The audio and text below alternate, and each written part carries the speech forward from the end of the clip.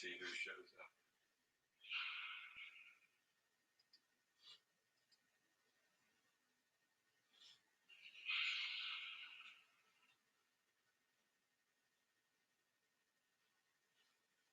Go on YouTube.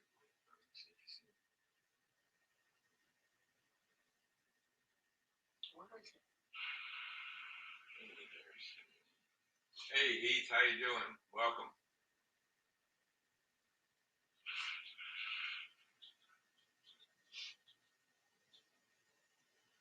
Hey Dave, welcome. Yeah, I just quickly added. I didn't see anybody doing it tonight, so I thought I'd jump in and host it for tonight.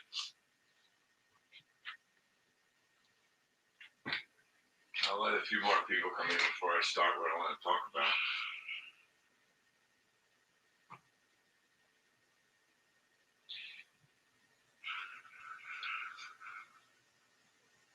See how many more people we get. Yeah, it's been crazy with this Cab Crew Wednesday the last couple months. We've only had Trackside Mike doing the first week and me doing the last week. So.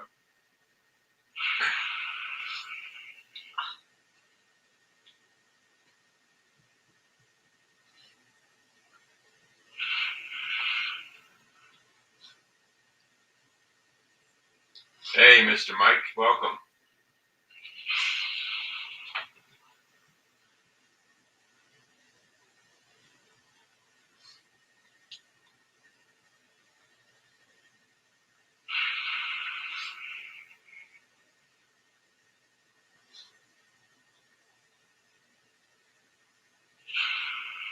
And there's Mr. Dwight. Hey, Dwight, how you doing?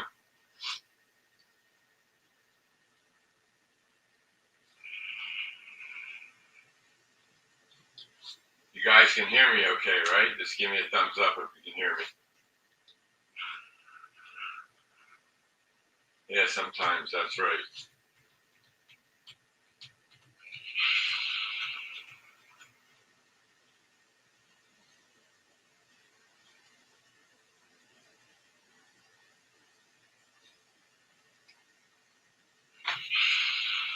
Good. Glad to be able to hear me. That's good.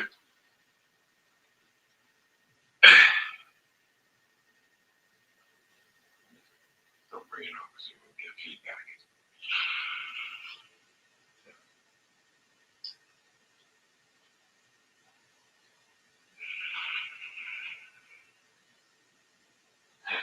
No, I'm not gonna. No, I'm gonna keep doing it. I'll probably do it 3 weeks in a row until Derail Darrell comes back. I don't know where he's been. I haven't heard from him in a while. So. Hey, James, welcome.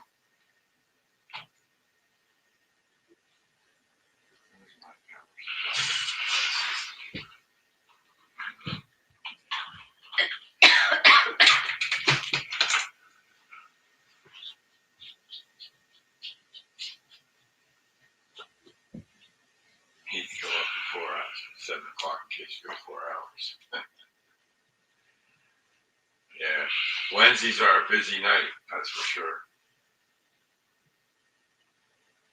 I think Tom's changing things. He changed his to start at 7 o'clock now.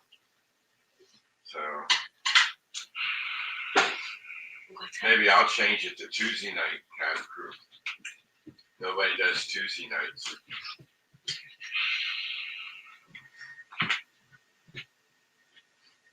Get ready for a new bucket hat. Yeah, that's good.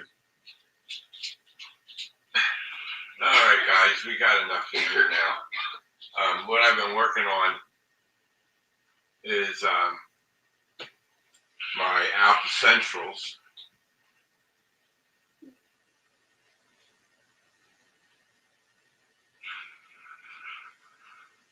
Yeah, that's good.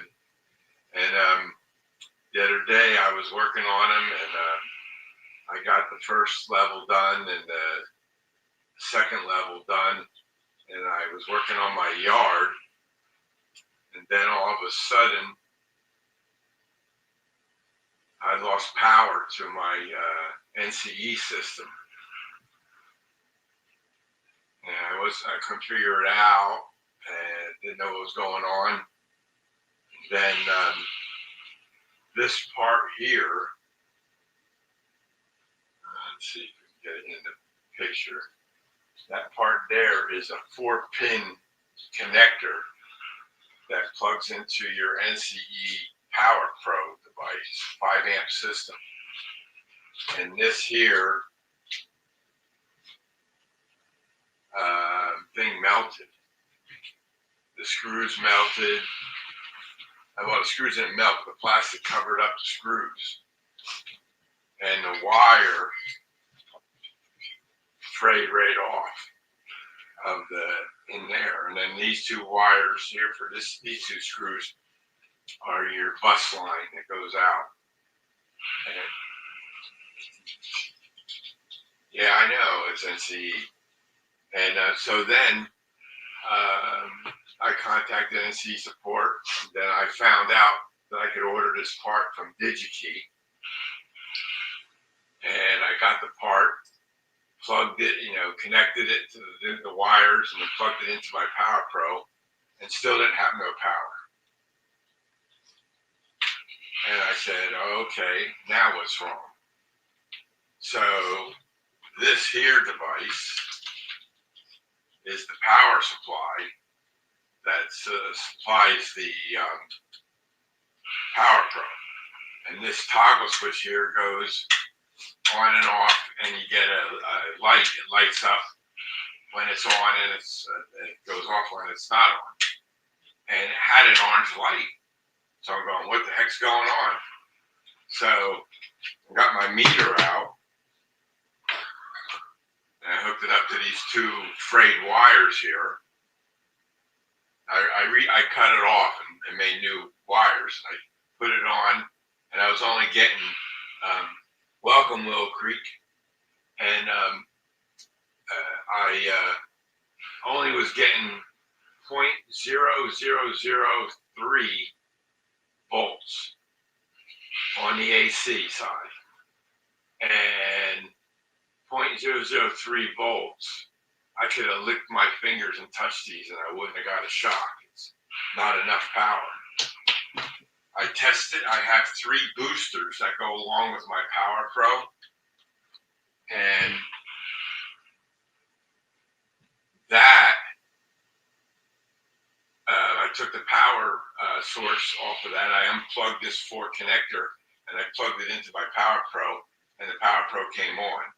So I knew the power supply was bad, and I tested the screws on the other one, and I was getting 16 volts AC, which is what I need.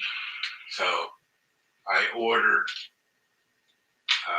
one of those power supplies, and hopefully that gets my trains running again, so I can test out the rest of my lights and stuff.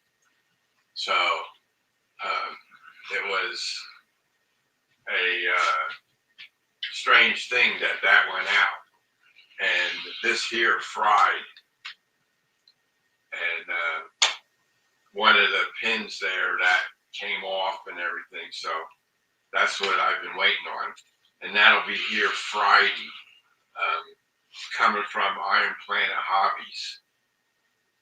And I got a Cobalt IP Digital coming from Iron Planet Hobbies also. That'll be here Friday also, because I had one that wouldn't work.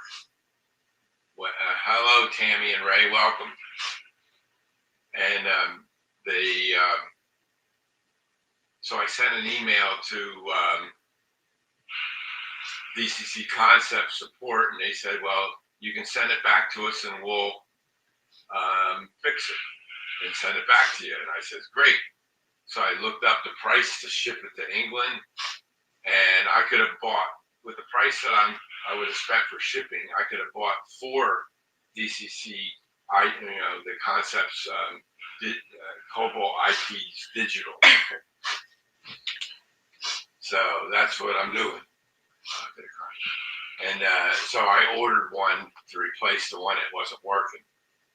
Maybe when the shipping costs go down, I'll send it back over there. Yeah, Well, I'm getting close. I'm at 491 right now, Mike. I was up to 495 a week or two ago, and then I lost 6 or 7 subscribers. I was down to 489. Then I went up to 490. Then I got another one at 491. And so these are things that are, this take time. So, yeah, well, the DCC always gets expensive. Yeah, but that's okay. They're good products. And DCC Comments told me, "Hey, Mike, how you doing? Welcome." And so they make like 10,000 of those Cobalt IPs every year, and they say they do have a couple of bad ones. And so when I get that on Friday, then I can get my turnout back in operation. And this picture here, the camera I'm showing you, I'm going to show you this.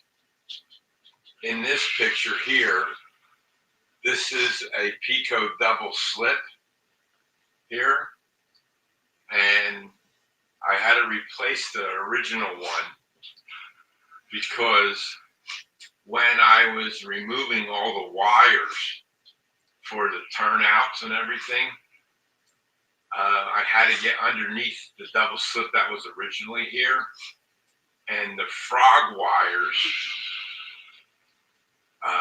got removed from the thank you. And all these, the frog wires on both ends came off. So I sent an email to Pico support, and they said, well, those wires are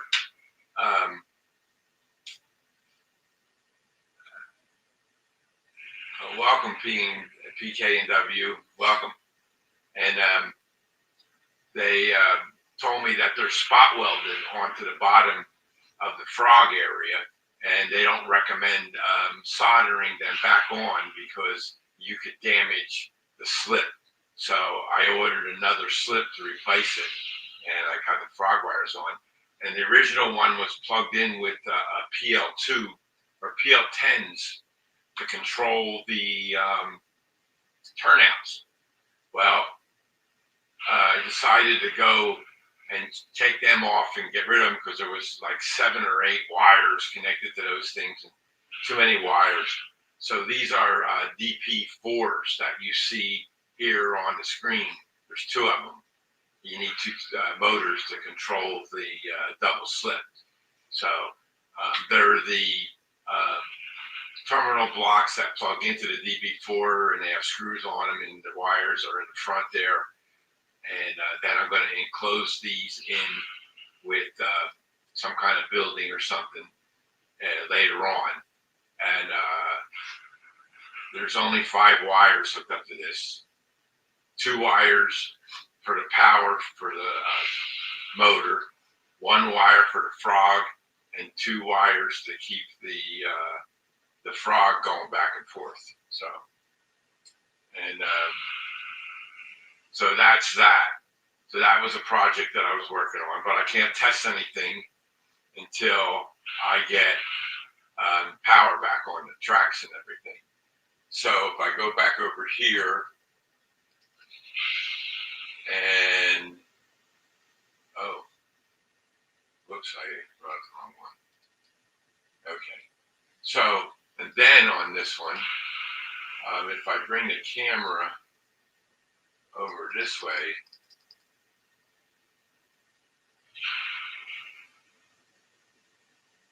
to the turntable, go up a little bit.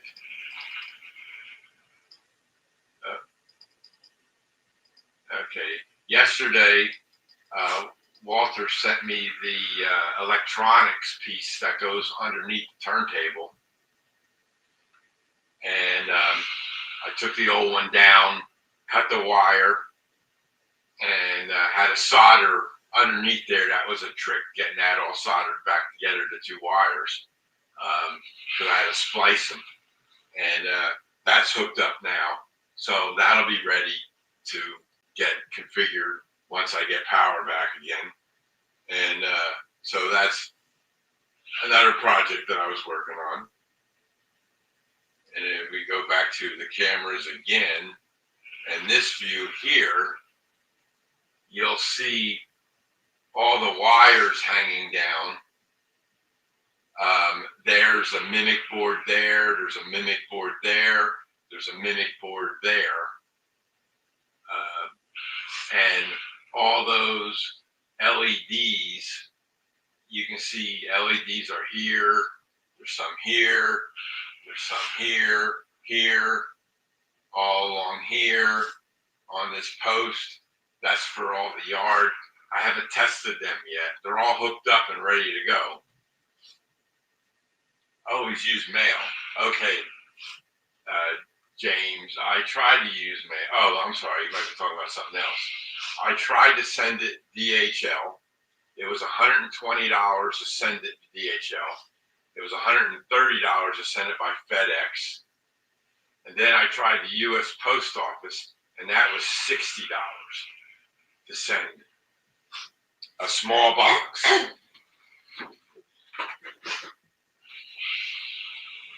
This size box with the motor in it. And I said, nah. I said, the Cobalt IPs are $20 each with sales tax and stuff like that. They come around $25. So for that, for even with the post office, I could buy 2 of those units instead of sending it back. Like I say, if somebody's going to England, they want to carry it over for me, that'd be fine one day. I'm not in no rush now. I'm just going to set it aside, and maybe prices of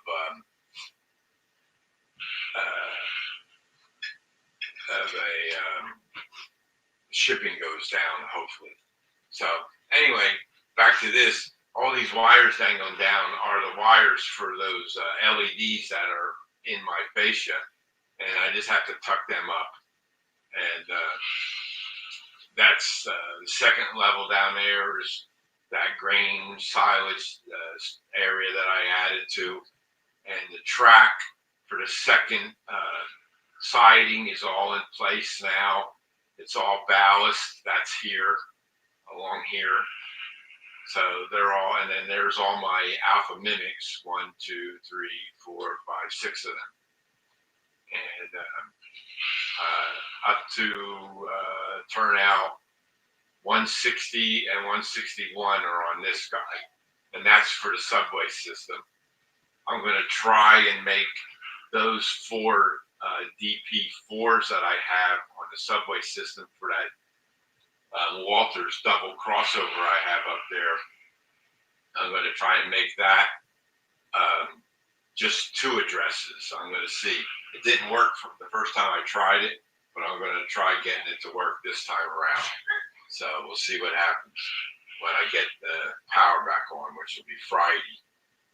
And we'll see if that works. So, yeah, this multi-camera scene is the IP cameras that I have. There's 1, 2, 3, 4, 5, 6 of them. 2 are in the subway system, and when movement is made, they move. So when we walk in the room, the cameras follow us. So the idea is up in the subway system, when a train's coming, it should move.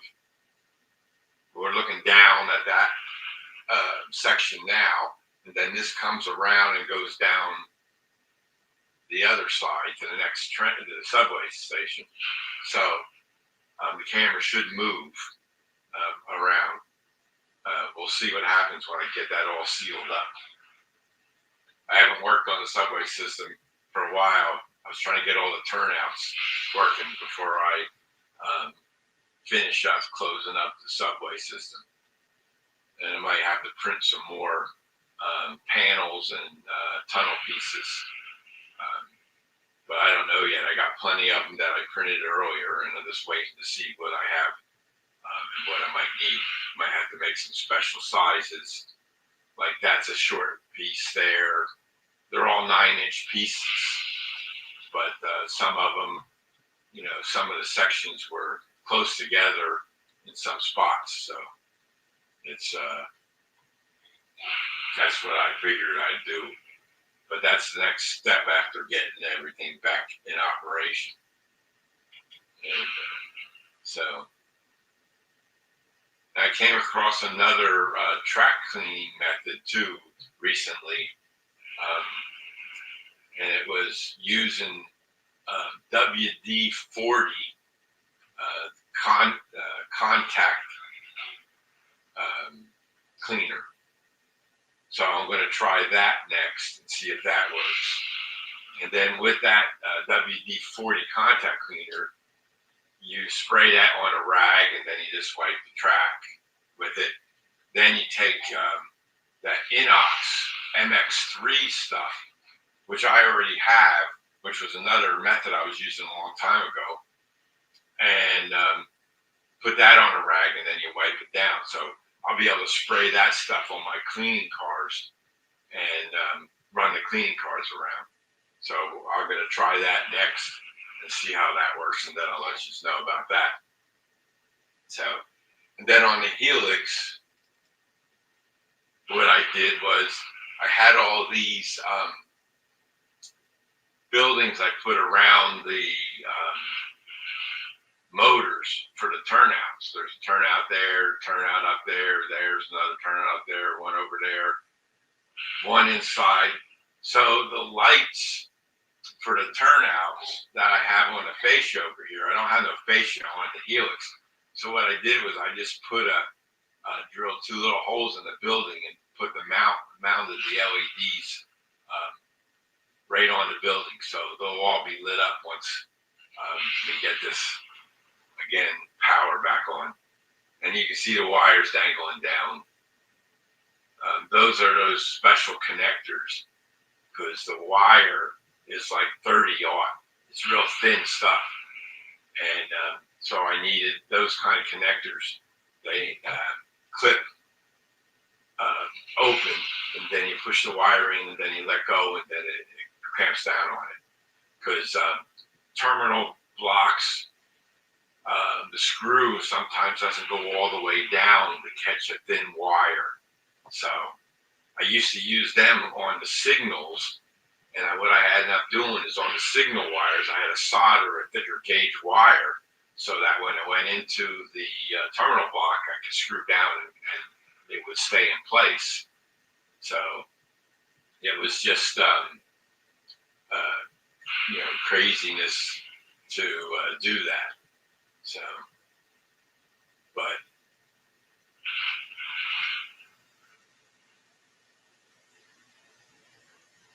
well, Bob, taxes are due in another couple of days.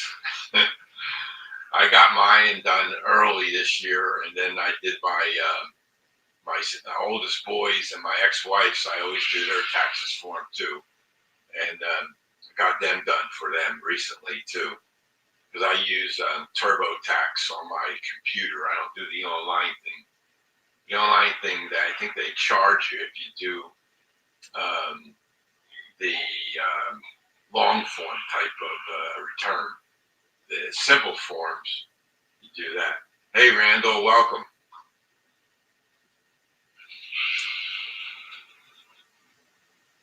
Oh, Arkansas, huh? Still traveling all over the place, huh, Randall? Yeah. At least the trains are still running, right? So, yeah, so let me get this camera down here.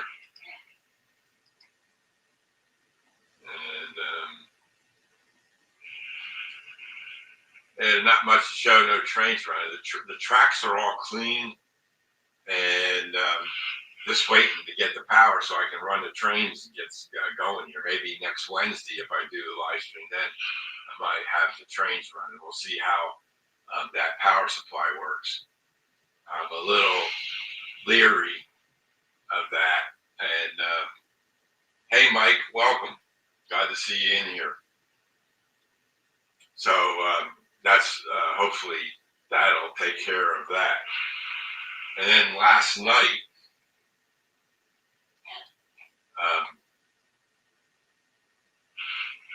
all my animation stuff comes on my layout every night. It starts at 5 o'clock, then 5:30, 6 o'clock, 6:30, 7 o'clock. Everything comes on.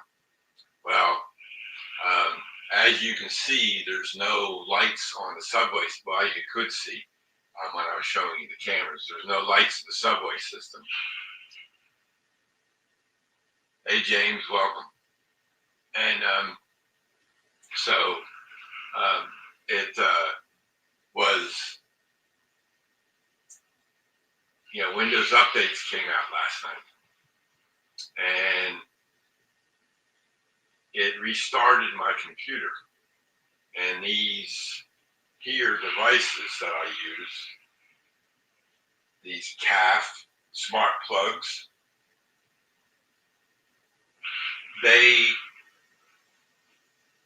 when I configure them for the Wi-Fi, and then I have what's called Home Assistant, and that runs on the same computer that I run my JMRI. And in JMRI, I have what's called a lights table, and I put the lights in there and other things that I automate in there, and the thunder and lightning and the street lights and all that stuff come on automatically with these CAF smart plugs in Home Assistant. And in the Home Assistant, JMRI connects to it with MQTT. That's the method that it connects to a Home Assistant from JMRI. So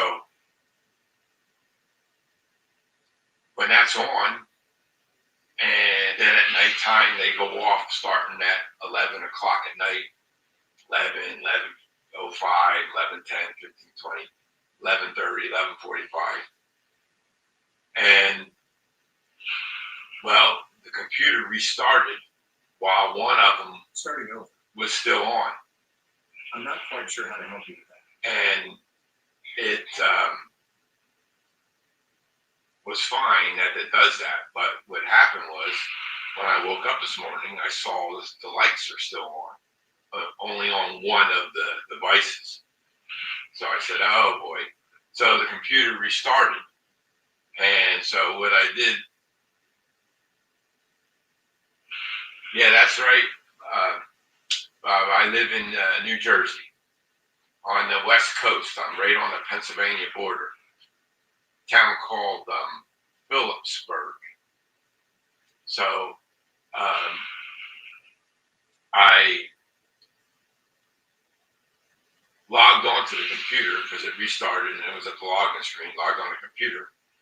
And in order for everything to work right, you have to start up Home Assistant first on your computer and then start the program that controls all of these,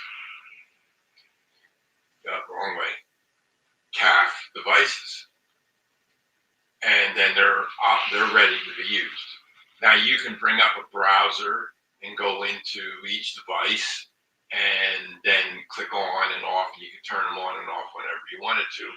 But JMRI controls it. I don't want them on all day long. I want them on at nighttime until in the morning hours, right? So when I turned on the system, then I launched JMRI. And now JMRI is lights table. And what happened with this device was it started going on and off, on and off, on and off, on and off, and the lights were going on and off, on and off, on and off. It was like somebody was sitting there with a light switch. Yeah, I know where they are, but live in Pittsburgh now. I've been to Pittsburgh too. I went to a baseball game in Pittsburgh. Saw Pittsburgh Pirates and the Cincinnati Reds one day. My friend and I, we used to drive all around to all the different stadiums on the East Coast. And we drove out there one day. We were only in high school at the time. So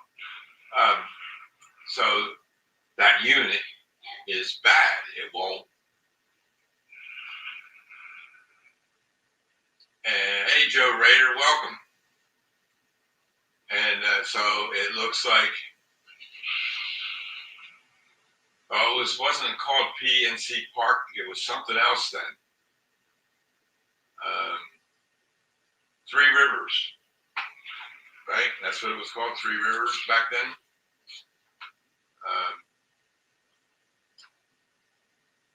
Not old enough for Forbes Field, I don't think it was. But anyway, this here is bad because and you can hear the relay in there clicking on and off, on and off, on and off, on and off, on and off. So I contacted the guy that makes these, and we're going to figure out what we're going to do with them. I had another spare one, so I set that up to replace this one that I failed last night or this morning, and I have to update my Wi-Fi system so I can set up the address. It uses an IP address in this device, and that's what I need to know what it is, and it has to stay that same IP address. So, because you configure these devices with this code called YAML code, Y-A-W-L, YAML code, and in there you code up the device, the name, and all that configuration stuff in there.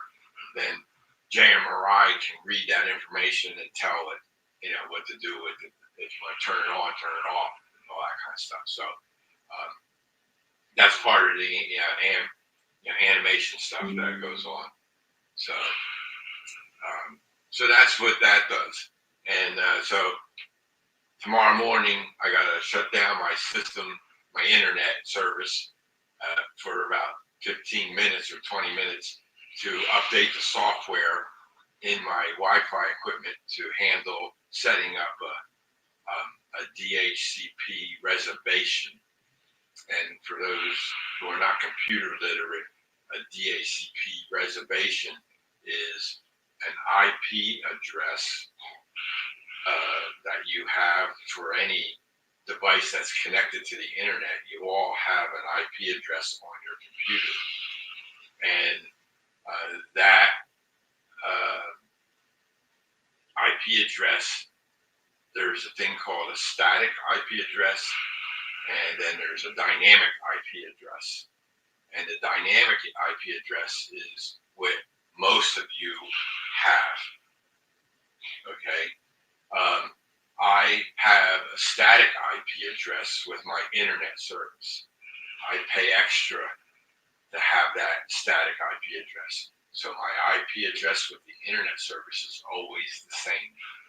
When you turn off your modem in your house for your internet service and you turn it back on again, you get a new IP address. That's a dynamic IP address. So with dynamic IP addresses, they always change. They have what's called a lease on them. And that lease is how long you can maintain that address. 1, 2, 3, 4. It's 4 positions. So you can have an IP address of 192, 168, 197.3, for example, or .255. So it goes from 1 to .255. And you can have that many addresses. And so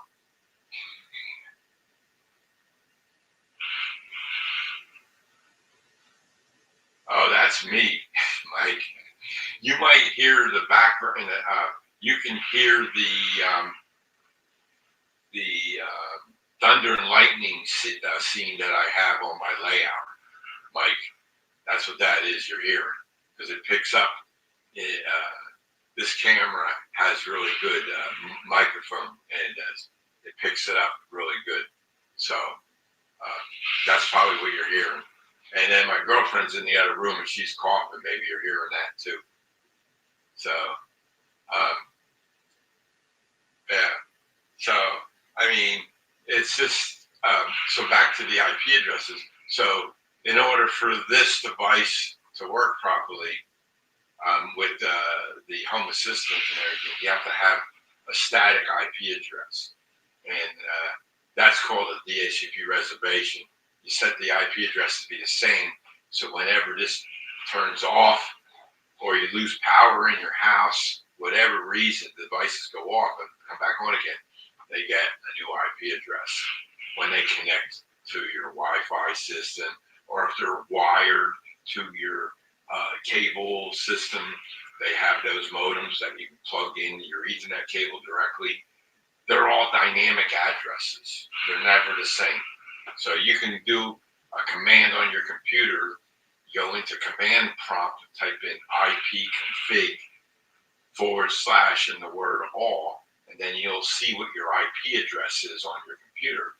And the next time you reset your cable modem or your internet service, whatever type you might have, you'll see you'll have another address. It's dynamic. It's not static. You have to pay extra for static. So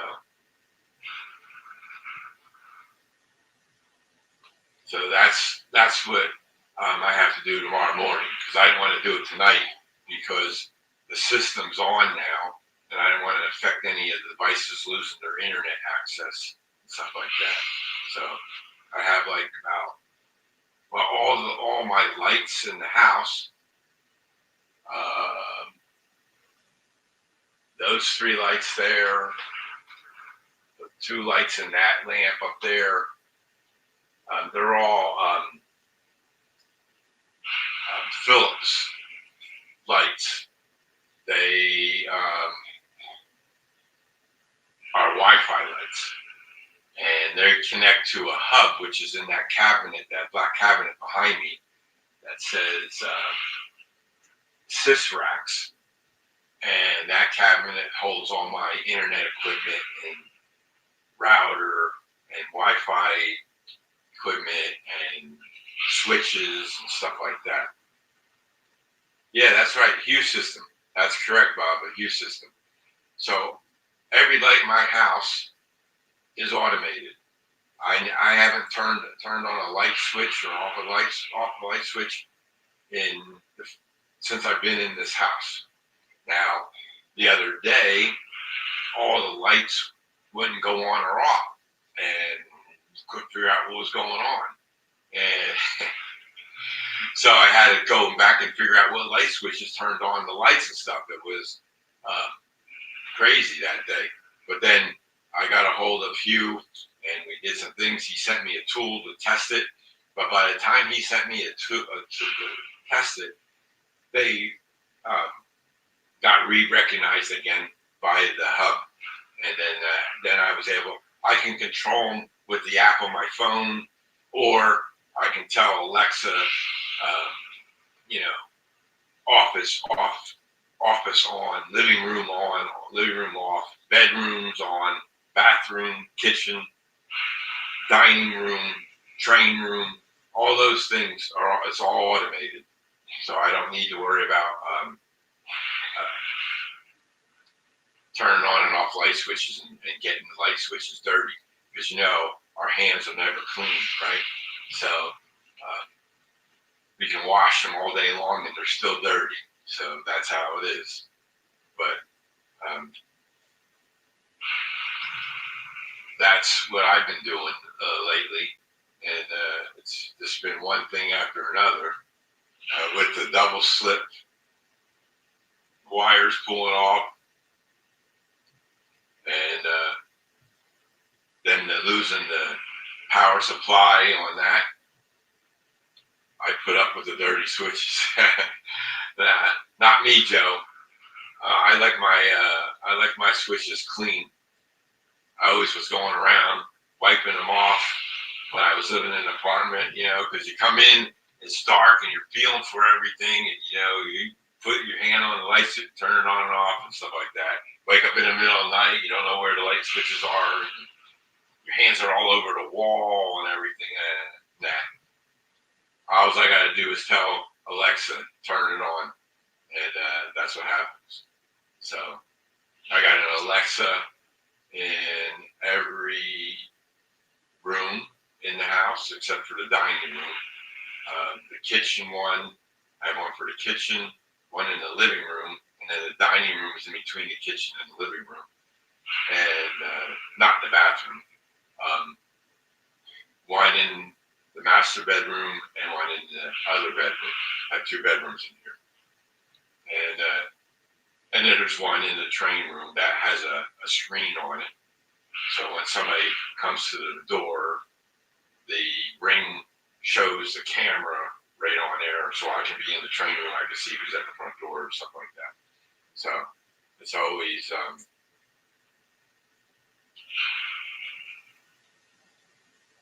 yeah, that's right, Bob. Yeah, there's always home automation is a lot to do, but it all works. And like I go in the kitchen and I tell Alexa to dispense 9 ounces, and it fills up my glass. I don't have to touch the spigot. So, hey Pedro, welcome. How you doing? Good to see you in here tonight. So it's always something good. The front door is automated. I can unlock it and lock it from my phone. Stuff like that. But the only problem I have with my front door right now is the fascia that I have on the 3rd level that goes in that section of the train room. The front door opens, and when I put it up there, I noticed the front door was going to hit the fascia as it comes down, because there's a 4-inch piece of wood that goes across the for the fascia, and so I had to notch out a section for the door in the fascia, but it moves.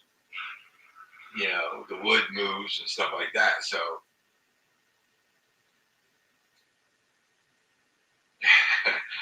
yeah. Well, that's not much exercise, Joe. That's just a finger, right? One little finger, turn on and off the lights, right? Walking around all the rooms to turn them all out, that might be exercise. But I have routines in my Alexa that I can say lights on, lights off, turns them all off. Yeah, wire, yeah, right. Even my smoke detectors are all Wi-Fi, stuff like that. The heat that runs the house is all gas heat, and that has a thermostat in the living room, and that's all Wi-Fi and connected. My solar system,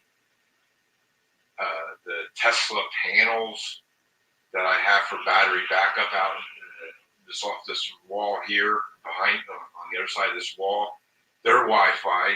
They connect to my phone app, and I can see what's going on with the batteries and everything like that. They're all on my Wi-Fi system. So, hey Floyd, how you doing? Welcome. And so it's just a couple of little things that I have to do manually.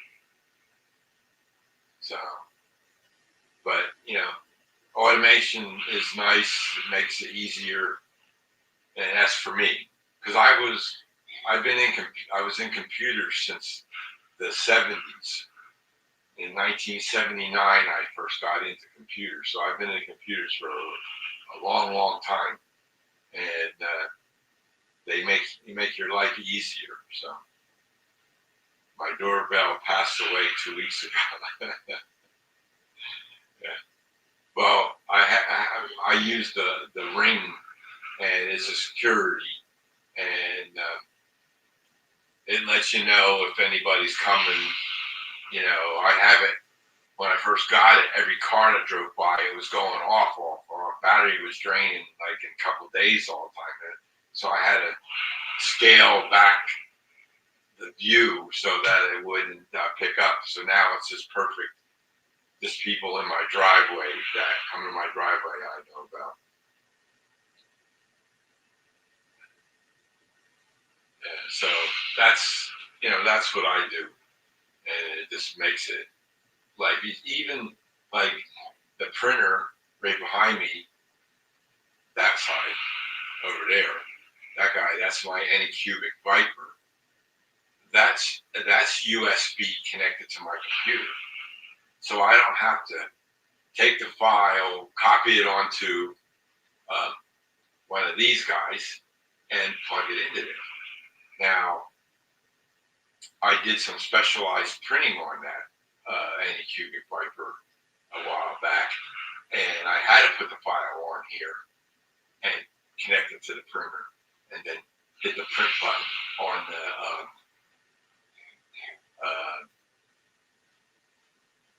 printer to get it to print. But that was some specialized multicolored printing I was doing on that printer. Couldn't do it through Cure. Cure can connect to that printer, and I printed a couple things last night on that I needed for my grain mill, and in red. And I just, hey George, welcome. So I saw, so that's automated. My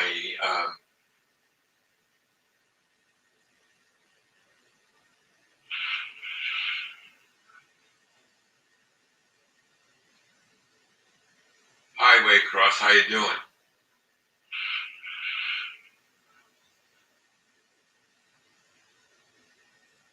Yeah, once you get past 500, then it starts increasing rapidly. Yeah, that's right. Even when you hit 1,000, then it starts creeping up rapidly too. So I'm going to start doing some rail fanning eventually. In probably another couple weeks, I'll be doing some rail fanning, and that might boost up the subscriber list. So we'll see. Yeah, I think I was Waycross's 501 that day. He was going. I think Joe Boxcar Jerry got him over 500. 3,000.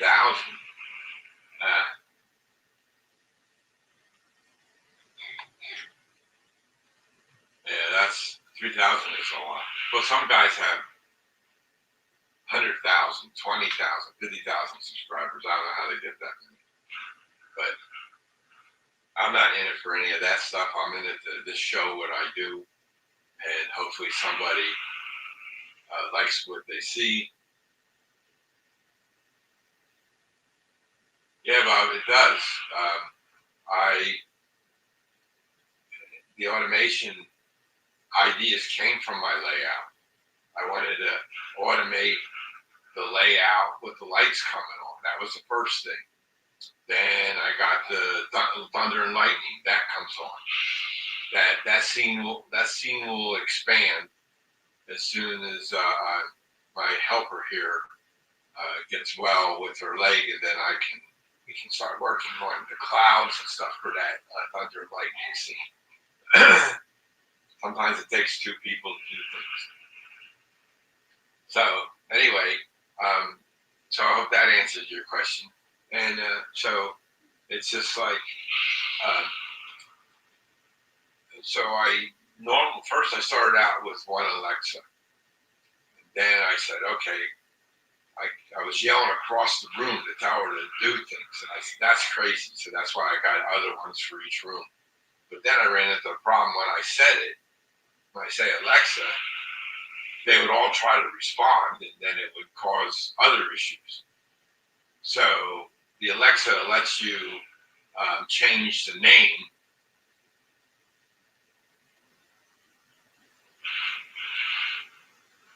Yeah, that's right. They're really, I like them a lot. Not everybody likes automation, but I do. And so it looks, when I come home, I'm home here, and the lights come on in the city, it looks like the city come to life. When you look at the layout, you see the lights are on in the buildings. It looks like the city came into life at nighttime. So it's that's the way I feel about it. So Yeah, well, back to the question. I said that all the automation stuff came, um, and then the Alexas started getting confused because I would say Alexa, and then all of them would answer, and then boom, boom, boom. Then I renamed them to different names so that you only allowed with Alexa, you only allowed 4 different names, and so I have 7 Alexas, and so I had a name like this one here is the same name as your PC.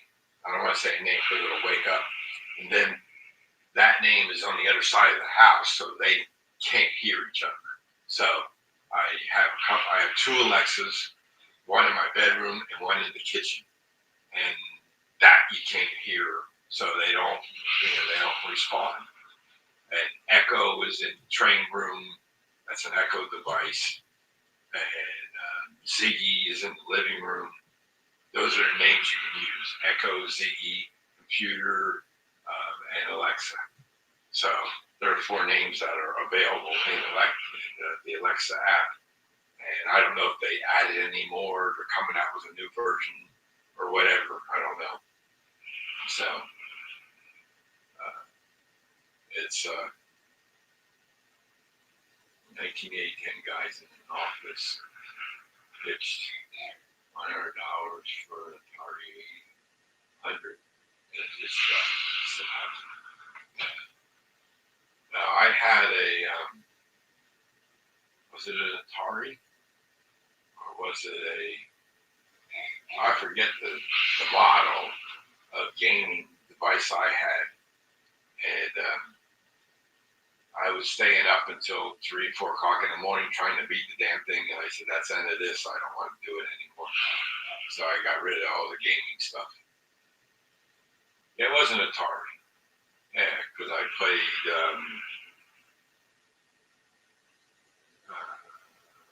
Ski, and there was a couple other games, and they were fun, but it just got into a bad habit of staying up late. That wasn't what I wanted to do. So, yeah.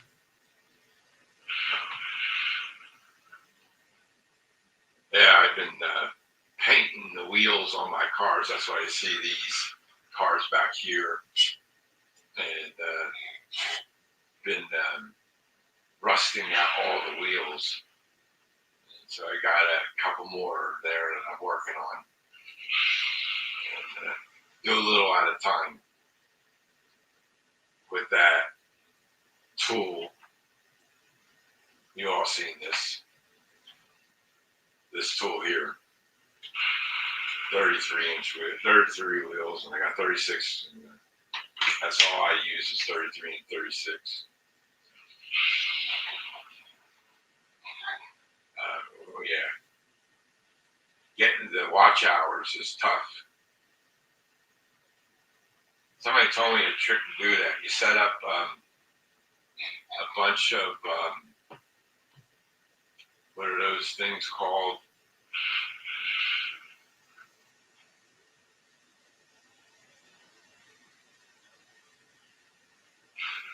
How am I doing the rust effect? I use Will & Phoenix Tidy Track track painter. Steel rail is the color, and it's a rust.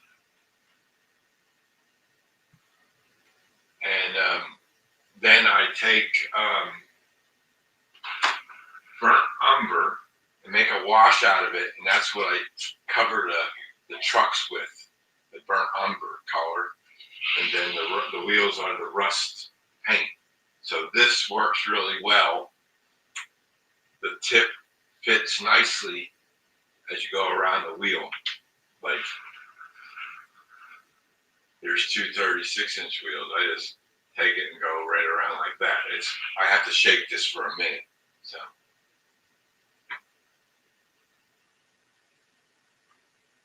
yes, I use the paint. I use the paint pen on the wheels. I don't do anything after I get the wheels with this. I don't touch the wheels or anything else with this. Then I do the wash on the trucks. I don't know if you're gonna see that. Hard to tell in this light, but I didn't do this one yet. No, yes I did. Now I can see it. See, it's just the light, you can hardly tell. But see, this part of the truck gets the wash, and then the wheels get the rust tint. That's how I do it. And that's what I like. I like it the way it looks. It looks good to me. So everybody has their own personal preferences. That's okay. Yeah, I always used to get them mixed up myself. I always go wheels, and some people call the trucks bogies, and I have three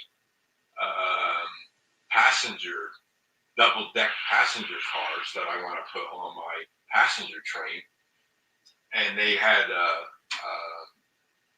a light inside them. There was a bulb, and they were shorting out on the track. So I wanted to replace the trucks on there, but I can't find passenger train trucks STL file anywhere. I looked and looked. They're all the regular bogies, and so I don't know if I have to buy one.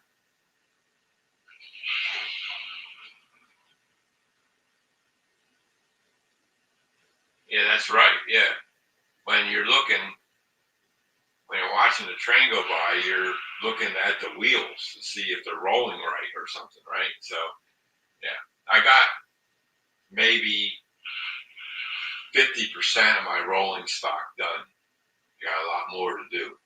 So I've been taking the cars that aren't on any train, and I've been doing those, and this takes time. You got to take the wheels all out of the trucks. I tried doing some with it in the trucks, but that gets to be a pain. These things here hold them nice, and this thing here too holds them nice. So I have two methods I can do,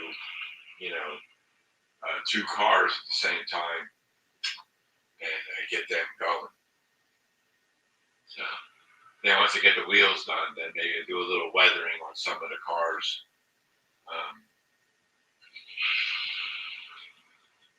That's coming.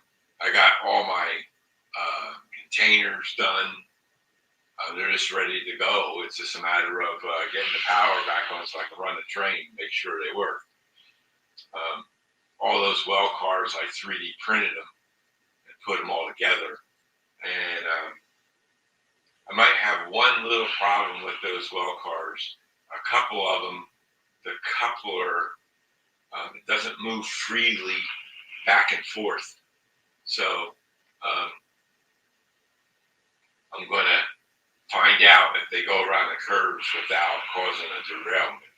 But if they do, I got to pull that car down, probably take the pin out that's holding the coupler in, and pull the coupler out, and then maybe scrape out that in there to give it a little more wiggly room so it can go back and forth, stuff like that. So still unpacking at my shop. Haven't found most paint or any brushes. It's rattle cans and toothpicks at this point. Yeah. I got the only rattle can thing I have is this stuff. And this is when I print decals on the printer next to me. This guy right there, that's the Epson. It's a color printer. And it's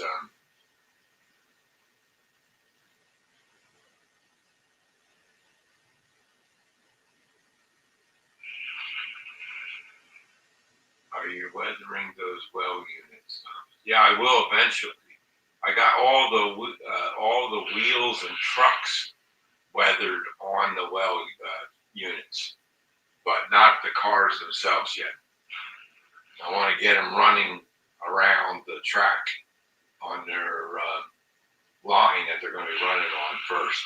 Once I see that, then I'll start weathering the well cars a bit. So I gotta watch some more videos on weathering techniques and stuff like that. So yeah, it's just a little bit different. Well, guys, it's been an hour, and I want to thank everybody for coming in tonight. I appreciate you all, and to see you again probably next Wednesday. I'll be back on again, and then for sure the following Wednesday that'll be my regular week. But I'll be doing these Wednesday nights until the rest of the guys come back on, and I guess Trackside Mike and I are holding the fort here with Cab Crew Wednesday. So, thanks a lot, Dwight. Okay, good night all, and thanks again for coming in, and I hope to see you again soon, and we'll catch you all later. Everybody take care. Good night.